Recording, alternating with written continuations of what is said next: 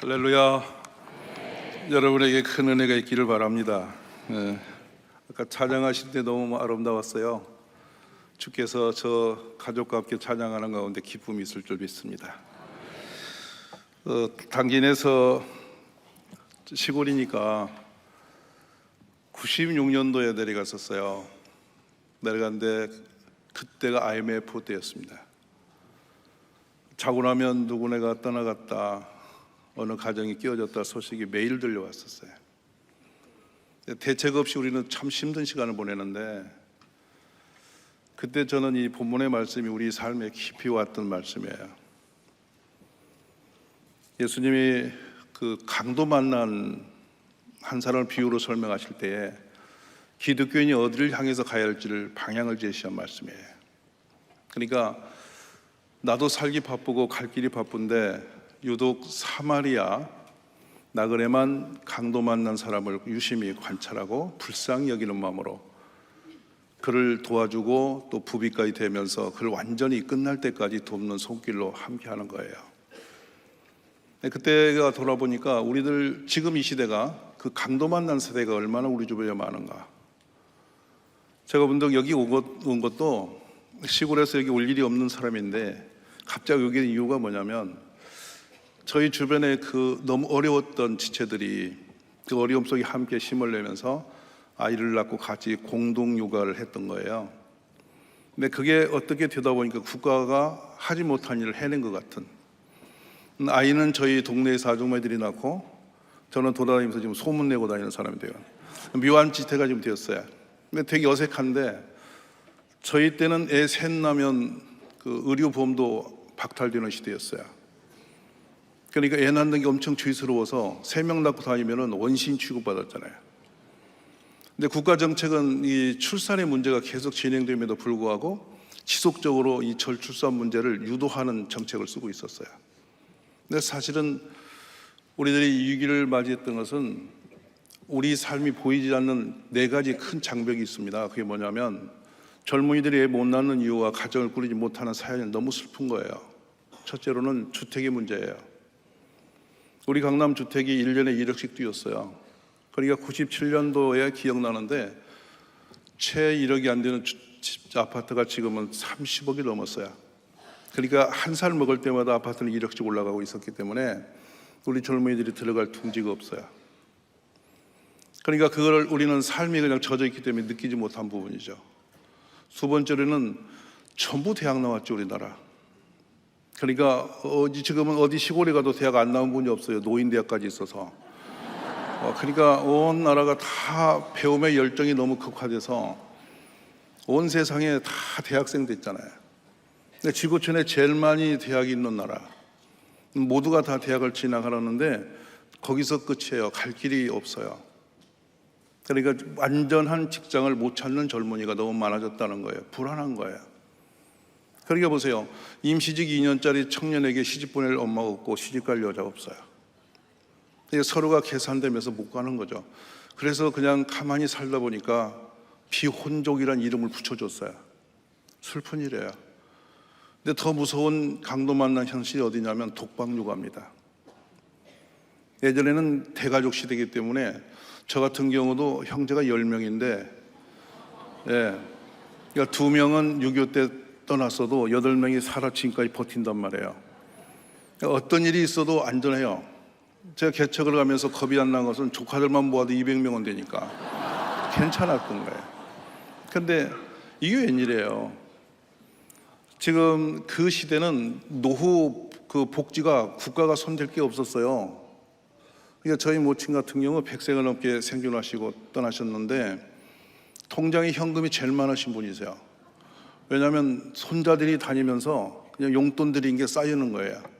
노후의 복지가 완전했던 것이죠, 여러분. 그리고 또 하나 더 감사했던 건 뭐냐면, 누가 애를 낳아도 저희 누이도 뭐 5 낳고 6 낳고 했거든요. 근데 전혀 문제가 안 됐어요. 누가 애 키우는지도 몰라. 데려가서 이모가 데려가든지 고모가 데려가든지 온 동네 다니다가 애가 지쳐서 거의 아사 직전 되면 엄마가 젖 먹이는 거예요. 그러면 애는 같이 자서 아침에 눈 뜨면 또 애인 거예요. 그러니까 엄마는 계속 애를 낳아도 전혀 문제가 없었어요. 여러분, 이게 우리 시대의 모습이에요. 그 6.25 때도 그래서 애가 태어났던 거예요. 누군가 아이를 돌봐줬고 안심이 됐던 거예요. 그러니까 애 때문에 엄마는 걱정할 일이 없고 젖만 잘 먹여주면 애는 저절로 크는 거란 말이에요. 그래서 10명 나도 우리 어머니는 전혀 근심 없이 키울 수가 있었던 거죠. 공감되십니까? 그런데 제일 무서운 또 하나 장벽이 생겼어요. 그게 학벌 전쟁이에요. 이미 우리가 뉴스에 많이 나왔죠. 3살 때 우리의 운명이 결정된다. 이게 한국의 모습이에요. 이 벅찬 리그전에 들어갈 틈이 없는 거죠. 그러니까 그 고단한 삶을 살았던 우리 MZ세대는 내가 또 애 낳아서 저런 세대에 보내나? 그러니 차라리 내가 이 모든 에너지를 나를 위해 쓰면서 반려견과 즐길 것이다. 이렇게 방향을 잘못 잡은 거예요. 이런 사이에 우리는 지금 이 젊은 세대의 고통이 전 국가의 문제가 되었잖아요. 근데 국가 정책이 나올 때마다 젊은이들이 더 화를 내요. 왜냐하면 손에 오는 게 없어요. 우리가 뭐 어마어마한 그 경비를 지출해서 국가 정책을 폈다고 말하지만 실제 젊은이들이 엄마들에게는 손에 오는 게 아무것도 없었어요. 우연히 제가 충청남도에 저출산 대책위원이 됐는데 대책이 없는 대책위원, 이렇게 세월이 흘러가는 거예요. 그게 기가 막힌 거예요 지금. 근데 유일하게 제가 시골에서 했던 사역들이 이런 분들을 어떻게 도울까, 이거 있는데요. 참 돌아보면 가슴 아픈 사연이 있어요. 가장 많이 마음에 들었던 것은 여러분이 그 아시는지 모르겠어요. 조손 자녀란 이름이 떠오른 거. 이게 90년대 후반기예요. 사전에도 없던 이름들이 아이들에게 붙여져서 시골로 내려왔습니다. 그래서 이 아이들을 아무도 볼 수 없는 곳에서 이 아이들은 어렵고 힘든 삶을 살고 있었죠. 이렇게 힘든 아이들이 한 곁에 있고 그 영향력은 주변으로 미치게 돼 있었어요. 그래서 우리가 그때로 돌아오면 참 앞이 캄캄한데 우리가 가까이 가서 그들을 돕는 사람들이 없었거든요. 그래서 저는 생각해요. 이 국가가 풀지 못하는 이 모든 문제가 마지막 남은 한해 보루가 있다. 그것이 바로 공동체 교회다. 아멘이십니까? 그러니까 여기 와서 제가 이 새벽에도 이 좋은 시간에 이 출산 문제를 꺼내는 것은 여러분 제일 힘든 문제지만은 하나님이 이걸 우리에게 깨우치고 있는 중이라고 저는 생각해요. 왜냐하면 교회가 이 문제를 풀 수 있다는 것을 저희 교회가 증거했기 때문에 저는 이제 전국 교회와 성도님들이 이 문제에 답을 줄 수 있는 공동체가 되리라고 확신하는 거죠. 그래서 저도 모르게 요즘에는 이렇게 집회를 나가면요, 그 교회 이렇게 회중의 얼굴을 보면서 나이를 계산한다니까요. 3주 전에 면목동에서 이 세미나를 하면서 식사로 가자고 저와 함께 의전을 섬기는 분들인데요, 그 연령대가 86세였어요. 바로 서울 한 중심에 있어요. 그러니까 이번에 입학생이 1명이라고 있고 초등학교 옆에. 이게 우리의 현실입니다. 우리는 내 손에 오는 게 없기 때문에 여러분이 계신 곳은 우리나라 가장 살기 좋은 곳에 계셔서 잘 못 느낄 거예요. 근데 제가 살고 있는 면에 가면은요, 6년 동안 애기 1명도 안 태어난 동네가 있어요. 한 면이 그냥 폭삭 사라지는 거예요. 그래서 마을 체육대회 가면요, 유모차를 의지해서 오시는 할머니들의 리그전이에요. 끔찍해요. 거기에 전혀 사람이 없어요. 그래서 결국엔 저도 거기 선물을 갈 때마다 유모차를 사가지고 간다니까요.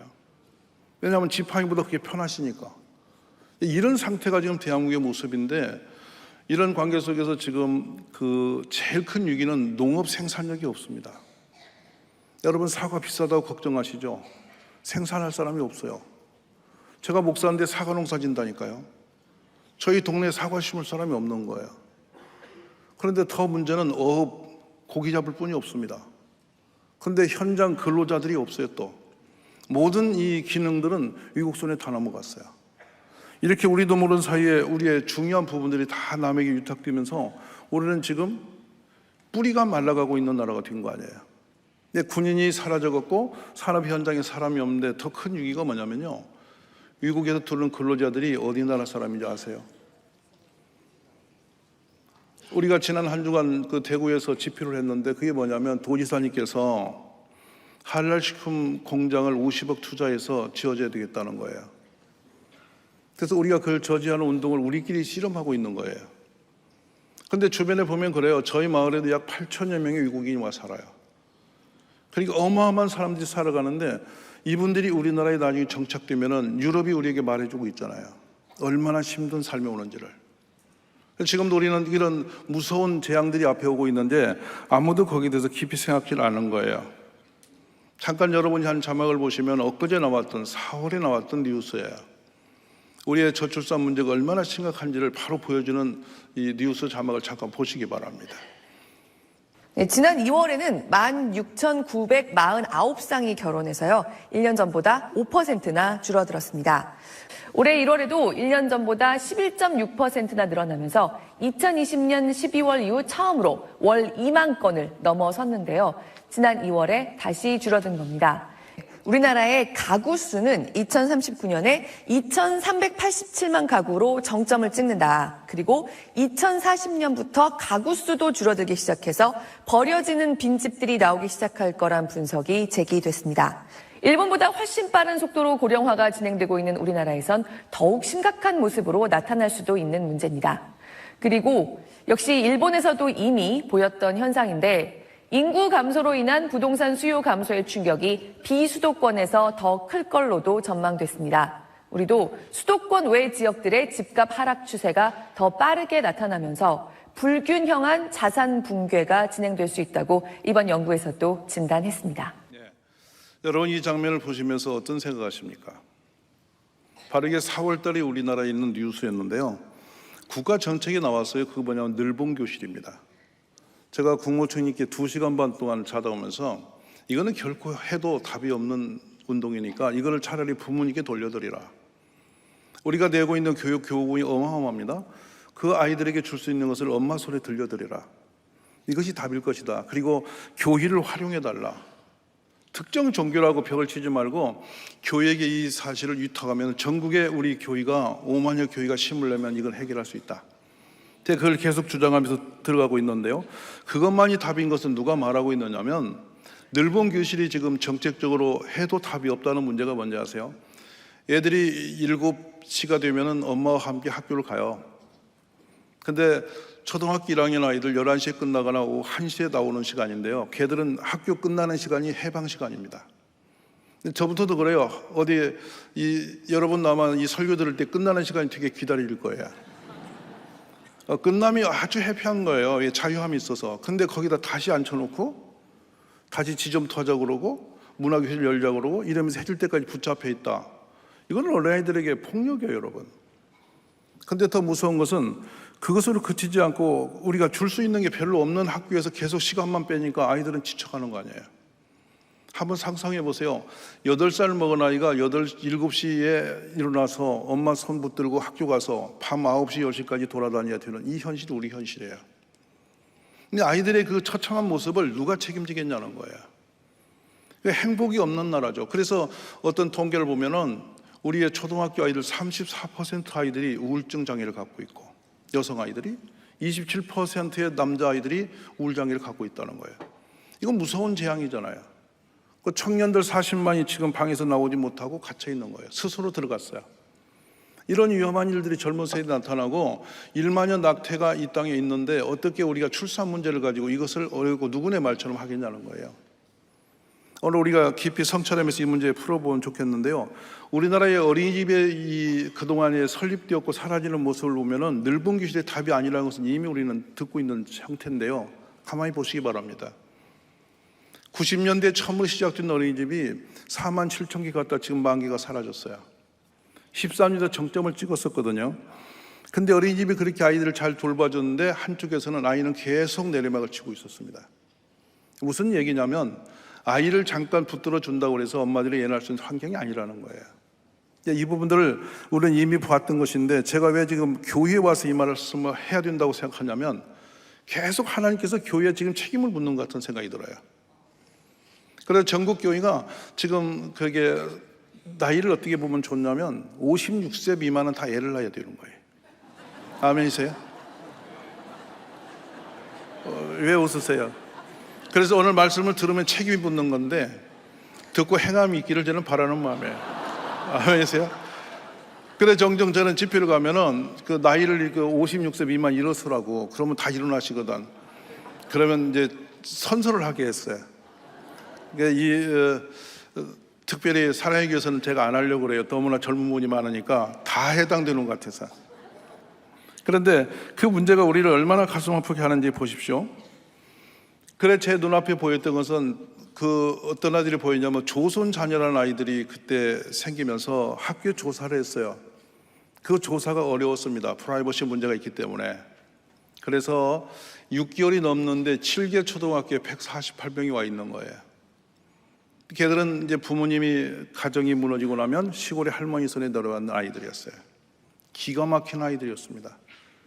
그래서 그 아이들을 위해서 빌딩을 얻고 아이들을 돌보기 시작해서 공부를 가르치는데 한 아이가 이 뜨거운 여름에 그 길에서 드러누워 있는 거예요. 오후 4시에. 근데 왜 그러냐 했더니 나를 깔아버리려는 거예요.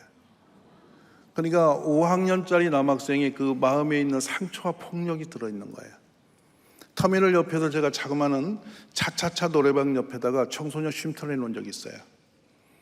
그를 애들이 오면은 간식을 먹고 밤새워 쉴 수 있도록 해놓고 애들 영화를 보여주고 이렇게 쉼의 터를 안전하게 도와줬는데요. 거기를 우리가 9년 5년 동안에 작은 시골인데 16만 명이 연휴는 다녀갔어요. 얼마나 많은 가정에 지금 문제가 가지고 있는지를 볼 수 있는 장면이죠. 그들이 다 강도 만난 세대들이에요. 근데 안전하게 아들이 와서 그 쉼터에서 쉬는 게 아니고요. 누군가를 데려와서 린치를 하면서 거기서 콜라를 마시면서 제가 이런 상황은 정말 끔찍한 일인데 친구를 괴롭히면서 어울려 다니는 거예요. 근데 가해자가 되고 피해자가 되면서 청순시를 보내면 그 아이들의 미래가 어디 있겠습니까?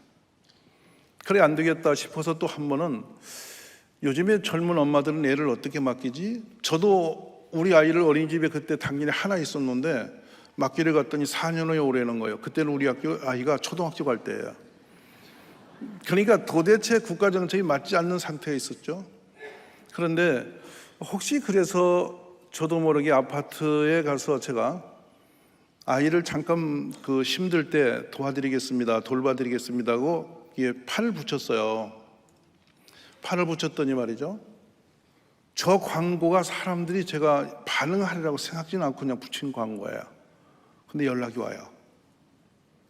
두 엄마가 애 셋을 데리고 와서 1시간만 돌봐달래요. 저는 그때 교회가 없었습니다. 농촌에 있는 그 농촌에 그 고추 재배하는 비닐하우스를 빌려서 거의 장판을 깔고 예배드리고 있던 개척대인데 설마 산속에 길도 없는 이곳에 엄마들이 아이를 맡길까 했는데 진짜 애 셋을 놓고 갔어요. 갑자기 애 셋이 제 앞에 생겼어요. 그런데 1시간만 있다 온다 그러는데 그 아이들이 저를 보고 울고 지네끼리 보고 울고 그렇게 울고 앉았어요. 그래 안 되겠다 싶어서 큰 고무통을 갖다 놓고 거기다 물을 데펴놓고 애들 거기다 목욕을 시켰다고요. 근데 물속에 들어가니까 물장구 치면서 그냥 놀다가 애들이 지쳐서 내놨더니 잤어요. 그런데 엄마들이 안 오는 거예요. 그 해가 지니까 나타났어요. 저도 놀래고 그들도 놀래고 서로가 이게 웬일인가. 그때 마음에 밀려오는 게 있어요. 얼마나 힘들면 저렇게 했을까. 시장에 간다고 두 엄마가 삿을 놓고 가서 해가 져서 왔단 말이에요. 자기들도 정신없이 그렇게 한 것 같아. 근데 이게 재미가 붙어가지고 자꾸 연락이 오는 거예요. 그래 이제 점점점 애들이 늘어나는 거예요. 그때 그 엄마들이 아이를 맡겨놓고 돌아와서 미안해하면서 고마워하면서 또 한편에 그 쉼을 가진 얼굴들의 그 모습이 너무 안쓰러웠어요. 그때부터 이제 돌봄이라는 것을 시작했는데 꾸준히 아이를 돌보다 보는데 어느 날 갑자기 아파트가 막 시골에 들어오면서 골망에 학원을 못 간 아이들이 있었어요. 친구들은 학원을 다 갔는데 이 아이 몇은 학원을 못 가니까 나와서 놀다가 집에로 숨어버리는. 근데 그 아이들 데리고 자그마한 제가 공부방을 여는 거예요. 무료 공부방이라고 해서 애들이 오는데 애들이 공부를 싫어하는 거예요. 그래서 그냥 공부 안 하기로 결심하고 계속 놀았어요. 근데 한 6개월을 책도 안 주고 계속 놀고만 있으니까 애들이 불안했는지 저보고 가서 책을 달라는 거예요. 그래 이제 책을 우리는 공부하는 게 좋잖아. 그냥 하지 말자 그랬더니 이제는 해야 되겠다는 거예요. 그래 자꾸만 책을 안 주면서 공부를 자꾸 말리니까 애들이요 의욕이 더 생기는 거예요. 그래서 거기서 그 아이들이 점점 늘어나서 8명이 들어오고 8명 아이들에게 한 가지만 그럼 하자. 다른 거 다 제쳐놓고 영어 공부만 하는데 영어를 하자. 그래서 우리가 1800단을 암기를 시작했어요. 근데 그때는 또 이걸 하다 보니까 애들이 너무 그 하나만 하니까 재밌는 거예요. 그래서 저는 그래요. 공부 싫은 애들은 과목 하나만 족하다. 여러 가지 말죠. 이거 하나만 계속 했는데 나중에 하나가 수학도 해야 하지 않냐고. 그래서 나는 수학 모르겠다고 다 잊어버렸다고. 그랬더니 자기들이 앉아서 수학책을 갖다 놓고 공부를 시작하는 거예요. 그렇게 하면서 아이들이 재미있는 공부방이 열어졌어요. 점점 숫자가 불었고요. 밖에서 왜 니네가 애 가르치냐고 난리를 내는 바람에 우리 학원을 열었더니 700명 가까이 왔어요. 대박 났어요. 근데 목사가 돈 버는 것이 부끄러워서 또 없앴죠. 없애고 다시 교회 안에 아이들의 돌봄을 만들었어요. 그것이 결국에는 저희가 지금 좀 관심을 가지고 여러 나라에서도 벤치메이킹하고 전국 교회가 하고 있는 것이 뭐냐면 방과후 돌봄이에요.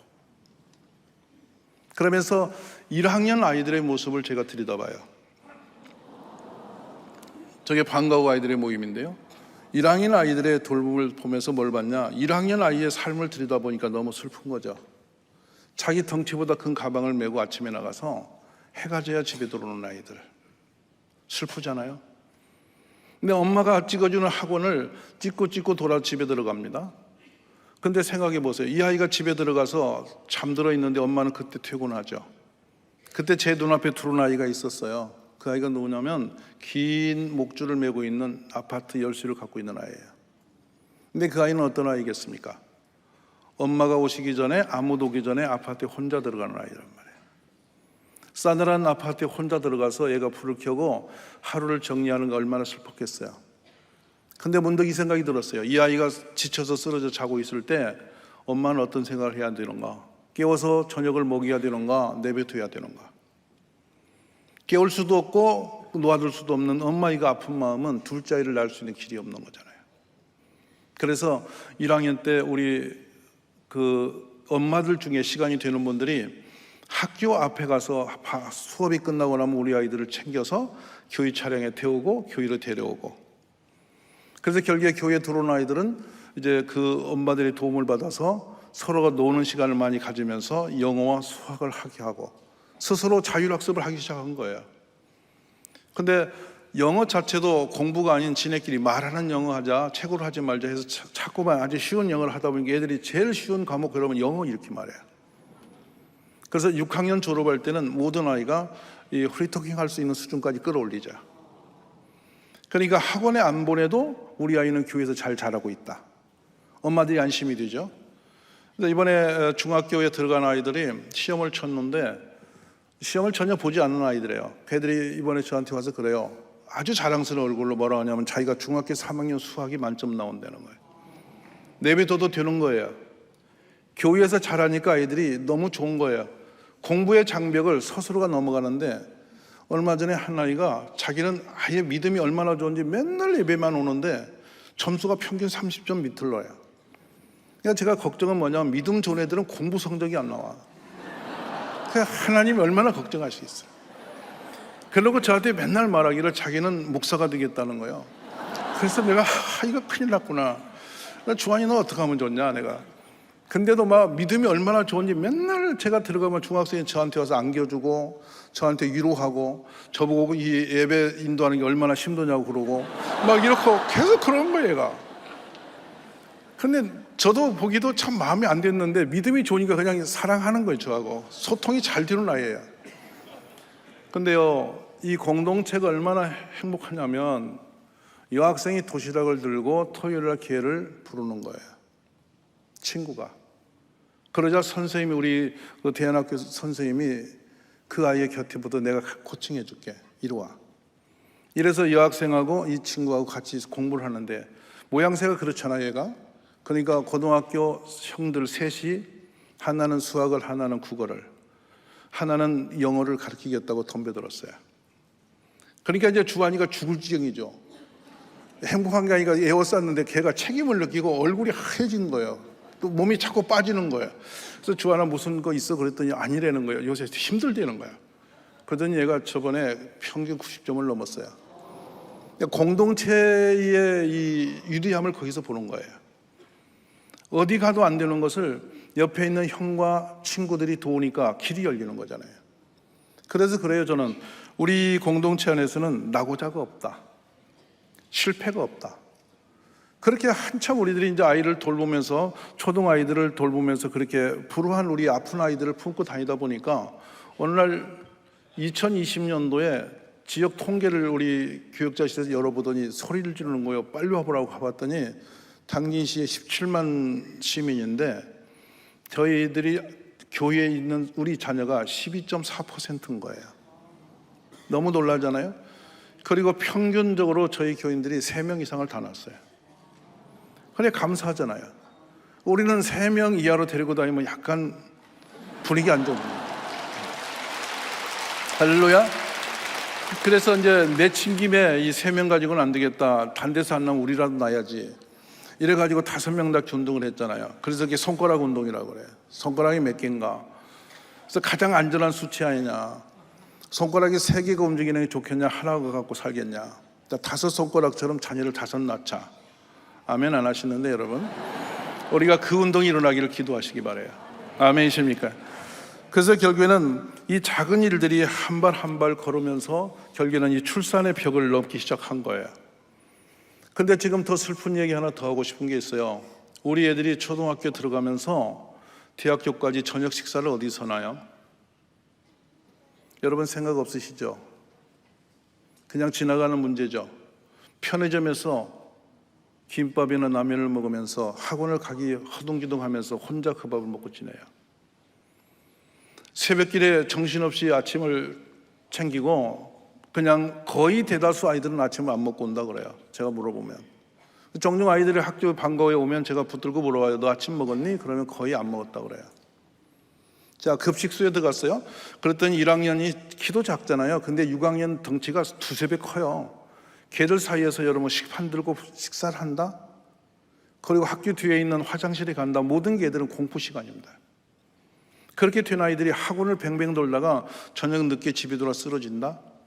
근데 저녁 식사를 어디서 하는가 봐. 학원 가기 위해서 여러분 편의점에서 김밥이나 라면으로 채운다고요. 그렇게 사는 시간을 계산하면 16년이 넘습니다. 자, 그러니까 청소년기에 가장 따뜻한 사랑과 도움을 필요로 한 그 시대에 우리 아이들은 그 사랑과 끈이 끊어진 채 살아요.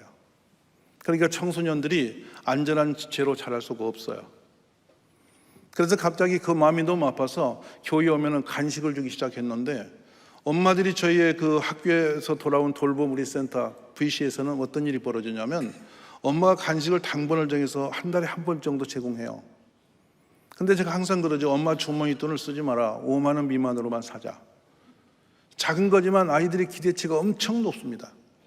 그리고 자기 엄마가 그 간식을 들고 오는 날은 그 방 전체 아이가 걔를 완전히 형님처럼 꾹. 누구 엄마 온다 이거야. 분위기 좋죠. 그리고 이 아이들이 저녁을 먹을 때요, 선생님과 함께 앉아서 저렇게 식탁 교제를 해요. 온통 자기들의 삶에 별 얘기를 다 꺼내요. 심지어 자기 아버지를 얘들이 걱정을 하고 어머니를 걱정하면서 우리 아버지는 너무 늦게 다녀서 걱정이라고. 그래서 어떻게 하면 좋다니 자기가 그래 목사님이 기도해야 된다고. 그래서 별 이야기를 다 나누면서 애들이 교제를 하고 지내죠. 그리고 정말 재밌는 것은 저런 식탁이 계속 우리 아이들의 인성을 잡아주는데요. 저기서 그치지 않고 모든 아이들이 힘들 때 악기를 다루게 하자 해서 전 아이들이 교회에 오면 악기를 다루게 만들어요. 그리고 종종 저렇게 마을에 나가서 시에서 연주회를 열어주죠. 애들이 저기서 엄청나게 업이 됩니다. 준비실에 가보면요, 막 긴장도가 높아서 턱을 떨고 그래요, 애들이. 옆에 지네끼리 그래요. 괜찮아, 괜찮아. 하나님이 계시잖아. 막 이러면서 막 걔들이 그러고 있어요. 얼마나 웃은지 몰라요. 저렇게 잘하니까 인성 자체가 안전지로 높아집니다. 저렇게 한 아이가 자라서 작년에 동양인 최초로 이 바트 셰퍼라고 우리 세계 최고 1인자로 올라간 자매가 하나 있어요. 엄마도 아빠도 안 계신 아이인데 걔는 동양인 최초로 세계적인 요리사로서 1위를 찍었어요. 그러니까 괜찮은 거예요. 우리가 이렇게 막 치열하게 싸우지 않아도 안전하게 교회에서 잘 길러놓으면 얼마든지 진로가 있는 거고 복된 삶을 살 수가 있는 거예요. 아멘이십니까? 그래서 저 돌봄에 하다가 좀 더 우리에게 좀 더 수준 있게 높아주자 해서 전체 아이들에게 제일 큰 영어의 장벽을 깨자 해서 전교 우리 주일학생들을 스파르타식으로 2주간 3,000단어 도전을 했어요. 부모도 못 만나게 가둬놓고 아예 그냥 우리 선생님들이 해병대 옷을 입고 같이 해병대식으로 영어를 했는데 애들이 거다수 거의 100%가 해결해요, 그거를. 그러니까 영어 단어 외웠는데 그 소식을 영국에서 들은 거예요. 그래서 옥스퍼드에서 그 소식을 듣고 연락이 왔어요. 방학 때 대학생들을 보내주겠다. 아멘이십니까? 할렐루야. 그래서 그때부터 이제 방학이 되면은 미국의 대학생들이 들어옵니다. 들어와서 어떻게 하냐? 우리 아이들이 5만 원씩 저축을 6개월 하고 나면은 그 저축비가 항공료가 돼요. 그래서 5, 6명 아이가 한 대학생을 초청하는 거예요, 한국으로. 주말에는 서울시를 투어하는데 걔들이 명동 쇼핑을 제일 좋아해요, 외국 애들이. 그래 돌면서 경복궁 가서 한복 입고 사진 찍으면서 이 한국의 문화를 배우게 하죠. 그리고 이제 애들이 그 집에서 말이죠, 어울리고 지내는데 이 재미가 보통 종이 아니에요. 한 달 동안 외국인하고 생활하고 나서는요, 이 애들이 얼마나 외국에 친화되는지 몰라요. 지금 여러분이 보시고 있는 저 장면은 조금 전에 그 장면, 아이들이 지금 입학하는 장면들이고요, 함께 놀고 있는 수요일 날 놀토의 문제를 보고 있고요, 영어 캠프를 보고 있는 장면들이에요. 저렇게 노는 아이들이 건강할까요, 불행할까요? 그러니까 아침에 배 아프다고 집에서 둥글고 있다가 여기 반가워 우리 학교 이 비쿨에 올 시간이 되면은 깨끗이 나왔다고 하면서 데려달라고. 그래서 오는 애들이 있어요. 그러니까 학교는 싫어도 여기는 즐거운 거예요. 저녁이 돼도 애들이 집에를 안 가요. 저렇게 많은 외국인들과 다양한 민족의 사람들을 만나서 한 달 동안 생활하면서 거기 시에 가서 시의회를 빌려가지고 우리 애들이 그 의회 진행을 훈련을 해요. 그리고 마켓에 가서 한 창구를 열어놓고 직접 쇼핑하는 것을 애들이 배우게 하고요. 또 약국을 좀 빌려놓고 한쪽에서 약을 파는 것을 서로 연습을 시키고, 이게 생활 속으로 외국인과 공동체를 하다 보니까 외국과 글로벌한 이 편안한 아이들의 삶이 이루어지는 거예요. 드디어 제가 저걸 왜 저렇게 하고 있느냐면, 우리 아이들과 외국의 벽을 깨뜨려주고 엄마의 학업의 분위기에 무거운 짐을 내려놓게 한 거예요. 그래놓고 이제 말하는 거죠. 이래도 얘 안 날래. 아멘이십니까? 이랬 나야지. 이렇게 하면서 이제 달래고 하다 보니까 엄마들이 미안해서 낳고 좋아서 낳고 이렇게 낳는 거예요. 아멘이십니까? 이 결국에는 이제 요 아이들의 그 모습을 어디로 끌어가냐면 예배로 들고 들어오죠. 그래서 아침 9시 예배는 가족 예배인데요, 우리 아이들은 6년 동안 초등학교 때요 제 설교를 다 받았습니다. 그러니까 그게 문해력이에요. 이 어른의 용어들을 잘 이해를 합니다. 저번에 우리가 이제 국회의원 출마하신 두 분을 앞에 세우고 인사를 시켰는데, 이제 극렬한 극우파인 우리 교회 성도님들이 민주당 주자가 나오니까 아이 그만하고 나가라고 했어요. 그랬더니 아니 밖에 나가서 제가 길을 가는데 한 녀석이 저한테 오더니 그래요. 목사님 왜 그러냐 그랬더니 그 목사님 하기 되게 부담스럽죠.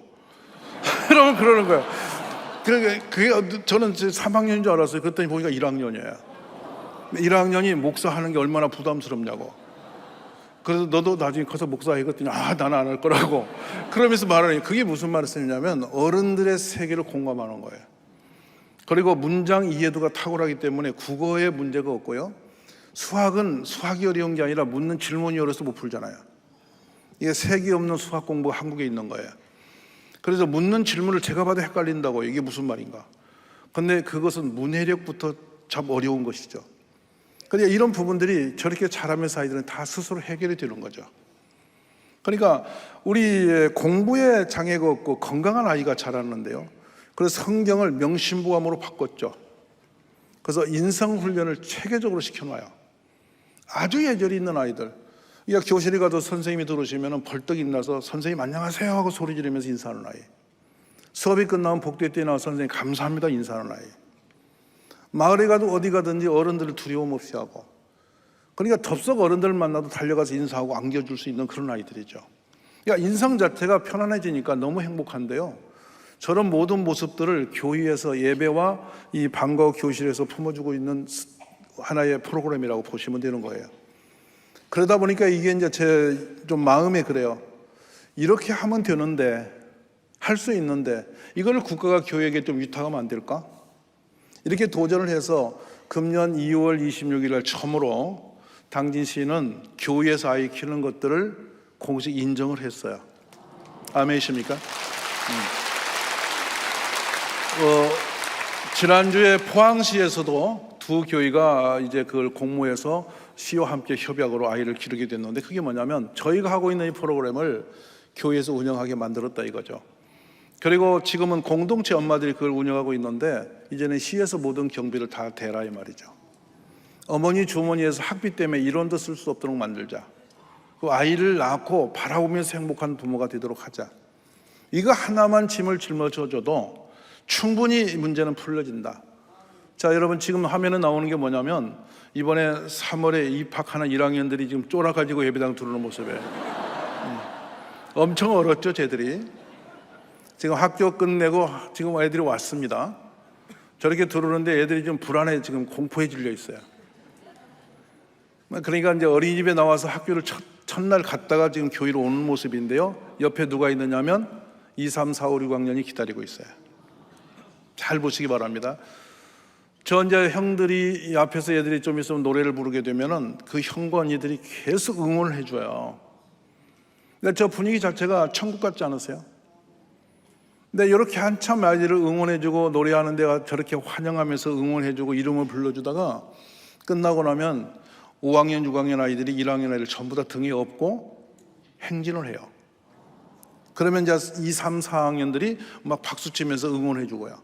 그러니까 1학년 아이들의 행복지수가 엄청 높죠. 그러니까 여기 교회를 가고 싶어지지 않겠습니까? 자, 이런 행복지수가 결국에는 아울려서 공동체가 우리 자녀들을 품어줄 때 부모님의 짐이 가벼워지고, 그러므로 출산 문제가 큰 벽이 되지 않을 수 있도록 길을 열어줄 수 있다는 말씀이에요. 아멘이십니까? 그러면 보세요. 우리가 이 교회에서 우리 아이들을 잃어버린 해가 언제냐면 98년도예요. 전국 교회에 선교원이 사라진 해입니다. 저는 그때 개척을 했기 때문에 생생히 온몸으로 느껴요. 국가가 김영삼 정부 때 법인체 이 종교단체에다가 어린이집을 공모하라고 공고를 했었어요. 근데 교회는 유면했습니다. 그런 사이에 민간단체로 8개 어린이집 조직이 생기면서 아이들이 다 교회에서 떠났죠. 그리고 지금까지 아이들은 돌아오지 않았어요. 그러니까 일반적인 조그만 골목만 가도 교회 아이들이 없어요. 그렇다면 현재 고령화되어 가고 있는 한국 사회의 교회는 앞으로 미래가 있을까 하는 거예요. 어찌 보면 10년 후가 보이지 않습니다. 우연히 이렇게 전도 사역 하나를 위해서 지방에 이제 전도 집회를 계속 저는 섬기고 왔는데요. 한 1000교회를 섬긴 것 같습니다. 그런데 놀라운 사실은 교회 가는 데마다 제가 놀라운 것은요, 젊은 아이들이 없다는 거예요. 실제적 자료는 한국의 70% 이상의 교회는 주일학교가 없습니다. 그렇다면 몇 년 후에 우리가 유럽에 무너진 교회의 모습을 갖고 있지 않습니까? 이걸 누가 책임지겠습니까?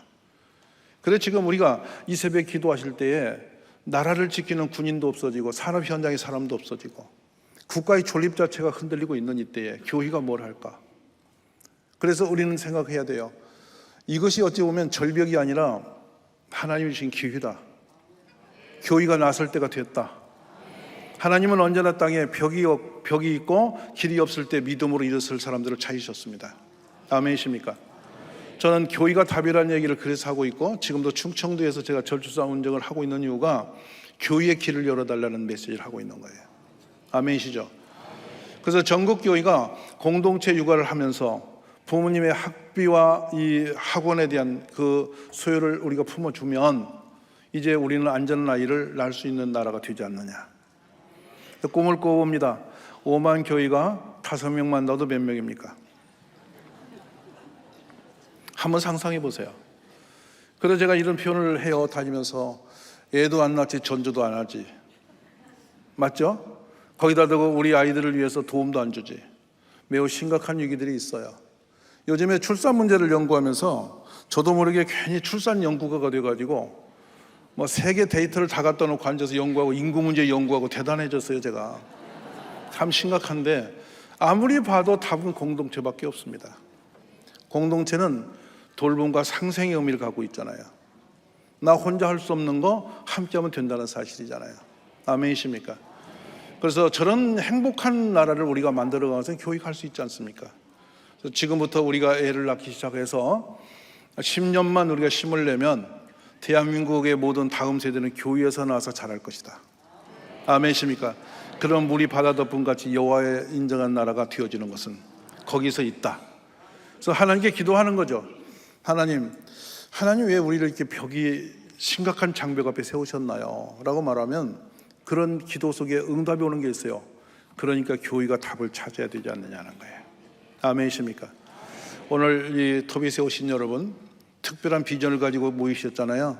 그 비전 중에 우리 집에 태어나는 비전을 가지세요. 아멘이세요? 그래서 56세 이하가 되신 분들은 오늘 아침에 기도를 시작하시되 재밌는 거 드릴게요. 우리 박정희 대통령 어머님도 50대를 낳아서 박정희 대통령 나왔어요. 아멘이세요? 근데 늦동이 날수록 얘가 영리합니다. 지혜로워요. 엄마가 행복해지고요. 그래서 끝으로 이 말씀 드릴게요. 형이 17살인데 동생이 태어났어요. 어떻게 생겼게요?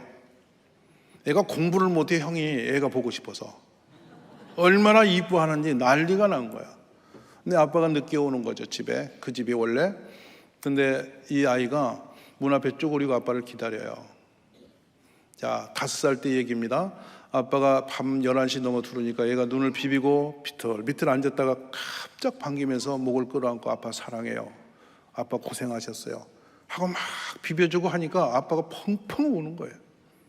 그러더니 아빠가 그래요, 저한테 와서. 내가 얘 때문에 교회를 안 갈 수가 없고 얘 때문에 내가 집에 일찍 갈 수밖에 없고 내가 얘 때문에 술도 끊어야 되고 이 아이 하나 태어나면서 이 집에 완전히 생활 정리가 끝났어요. 엄마가 평생 교회 가자, 뭐 술 끊어라, 일찍 오세요, 그 잔소리에 점점 굳어간 아빠가 5살짜리 애한테 녹아내려가지고 완전 인생이 바뀌었어요. 저는 그렇게 생각해요. 오늘 여러분이 가셔서 아이를 낳으면 내년 이 봄에들은 또 아이가 있을 거 아니에요? 아멘이세요? 그러면 얼마나 행복지수 높아지며 국가가 힘을 얻을까? 특별히 우리 사랑의 교회가 세계적인 교회잖아요. 사랑의 교회에서 애 낳는 소문이 전국으로 나오면 전국 교회가 울릴 거라고. 야, 사랑의 교회처럼 애기 낳자, 이런 문제가 생기지 않겠느냐고. 그래서 이 아침에 이 토빗회가 애기를 준비하는 기도의 자리가 되기 바라고, 아이를 공동육아의 꿈을 키우는 우리 교회 되어지기를 간절히 축복합니다. 옆에 분 따뜻하게 손 한번 잡아주시죠. 네, 그리고 이렇게 인사를 한번 해주세요. 손 한번 꼭 잡아주시면 이렇게 인사하세요. 네, 당신만 결심하면 될 일입니다 라고 인사합니다. 할렐루야. 오늘 우리 사랑교회의 놀라운 하나님의 은총임에서 국가가 풀지 못하는 이 출산 문제가 우리 교회를 통해서 해결되어지는 그런 기름 부심이 있기를 주의 이름으로 축복합니다. 우리 함께 기도하겠습니다. 하나님 감사합니다. 꿈을 꾸며 시작하는 이 길, 특별히 전 세계 없는 이 토빗회로 아침을 깨우고 주님 앞에 서는 우리 사랑의 교회 가족들, 하나님 한 사람 한 사람 이 발걸음을 기억하시며 복 주시기를 원합니다.